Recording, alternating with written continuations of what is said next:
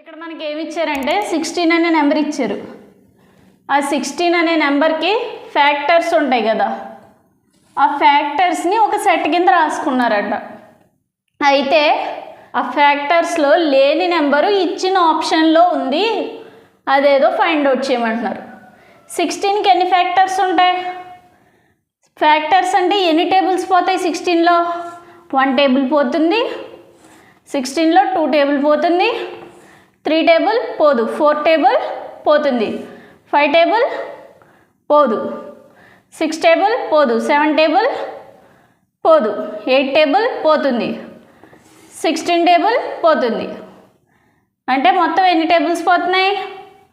1 2 3 4 5 tables పోతున్నాయి. వాటిని ఒక సెట్ కింద రాసుకున్నారంట. 1 2 4 8 16. ఆ సెట్లో లేని ఎలిమెంటు ఈ ఆప్షన్స్లో ఉందంట. ఆ ఎలిమెంట్ ఏది అంటున్నారు. ఇక్కడ ఈ సెట్లో 2 ఉందా?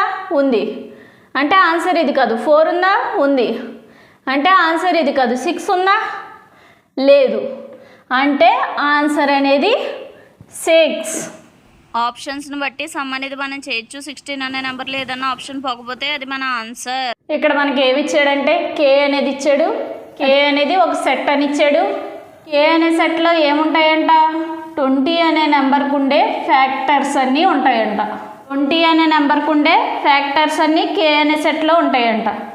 ఫ్యాక్టర్స్ అంటే నథింగ్ బట్ టేబుల్స్.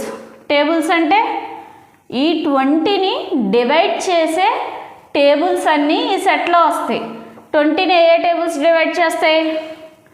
20 1 టేబుల్లో పోతుంది, 2 టేబుల్లో పోతుంది, 3 టేబుల్లో పోతుందా? పోదు. 4 టేబుల్లో పోతుంది, 5 టేబుల్లో పోతుంది, 6 టేబుల్లో పోతుందా? పోదు. 7 టేబుల్లో పోదు, 8 టేబుల్లో పోదు, 9 టేబుల్లో పోదు, 10 టేబుల్లో పోతుంది, ఫైనల్గా 20 టేబుల్లో పోతుంది. ఇవన్నీ కూడా ఈ 20ని డివైడ్ చేస్తున్నాయి. కాబట్టి వీటిలన్నిటిని మనం ఏమంటామంటే ఫ్యాక్టర్స్ అంటాం. ఈ ఫ్యాక్టర్స్ని ఈ సెట్లో రాసుకుందాం. 1 2 4 5 10 20. సో ఇది మనకి కావాల్సిన ఫ్యాక్టర్స్ ఆఫ్ 20 సెట్. సో దీనికి మ్యాచ్ అయ్యే ఆప్షన్ ఇచ్చిన ఆప్షన్స్లో ఎక్కడుంది?